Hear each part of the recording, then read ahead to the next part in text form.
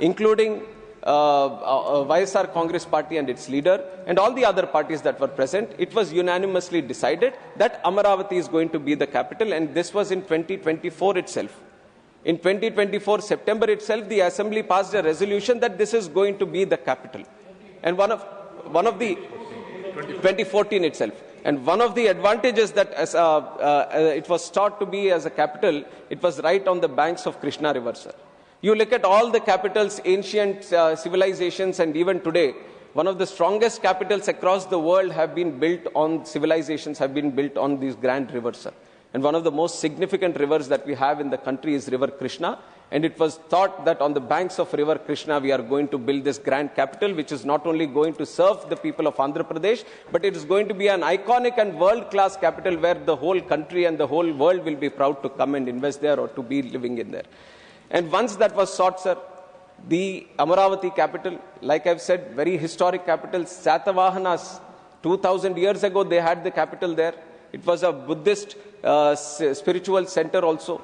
And then it was equidistant from all corners of the state. And so that there was a unanimous support from everyone that this is going to be the most ideal capital locations for the state itself. And once that was decided, the foundation stone for the capital was done on Vijay Dashmi, very auspicious Dasara day. Honorable Prime Minister has been invited, and he has graciously come, and with his hands only he has laid the foundation stone for this Amaravati at that time. And with the spirit that the whole parliament is with the construction of the Amaravati, the whole parliament and the whole government is there with this support to promote Amaravati. It was with that intention, Honorable Prime Minister has also offered his support. And with the whole consensus, we have started building, sir. When we have started building, step by step, brick by brick, building by building, we have started building this Amaravati.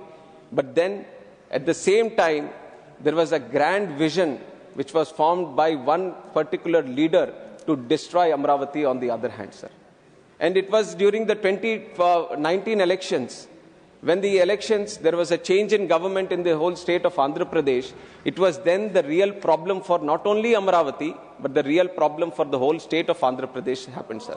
That 5 years, 2019 to 2024, the government that was ruling Andhra Pradesh, it was one of the darkest times. It was one of the darkest times Andhra Pradesh has gone through, sir. Now that 5 years, the development of Andhra Pradesh has gone back 50 years, sir.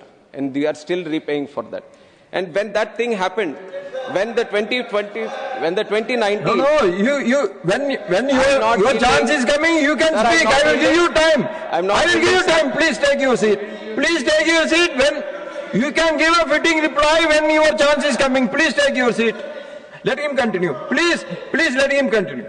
Sir, in the 2019, when the new government came into existence in the state of Andhra Pradesh, they have totally, whichever way they had to destruct Amaravati, they had kind of gotten all these plans, sir, one after the other. And when they came into power, sir, the first way to destruct Amaravati, the first plan was to create the confusion of 3 capitals. 3 capitals in Andhra Pradesh, their confusion was that not only to create a confusion of not having any capital, one was to destroy the capital Amaravati, which was happening. And the second part of it was to create some kind of division within the state so that the states, within the state also, the regions fight against each other. You would remember, sir, this was exactly how the Britishers tried to rule India. And now, taking that idea forward, this person wanted to create the state in such a way that they were fighting against each other, that we want the capital or we want the capital. It was with that dark idea that they have said that they are going to do 3 capitals. Now, after that, sir, then they have brought in a bill also in the local state assembly that they want to create these 3 capitals. In November 2021, 1 year after that, they have withdrawn also after judicial scrutiny. In March 3rd, 2022, the High Court also ruled Amaravati must continue as capital.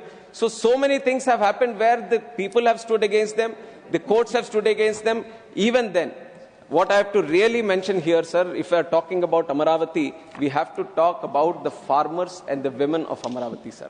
And why? Because when the whole idea of Amaravati was being done, the Amaravati needed land. And the land, sir, I am a civil aviation minister right now. I can talk about airport projects where you need 1,000 acres or 2,000 acres. It's a big challenge, sir. The moment you say the airport we are trying to build, it is easy to say that we are trying to build an airport, but when it comes to compiling of land, when it comes to acquiring of land, it is a gigantic task for any state government. Now here, when we wanted to build a world-class capital for Andhra Pradesh, just because of the conviction of one man, just because of the faith that people had in one man, and especially the farmers of Amaravati, where 3 crops were growing in that region, in 58 days, 34,000 acres have been donated by 29,000 farmers. They have given it voluntarily for the construction of the capital, sir. That is the large-heartedness of Amaravati people. Large-heartedness of Amaravati farmers. Sir, without taking a rupee, the only conviction was that the Amaravati is going to be built as a world-class capital. And I salute and I bow down, sir, through the parliament to all the farmers and especially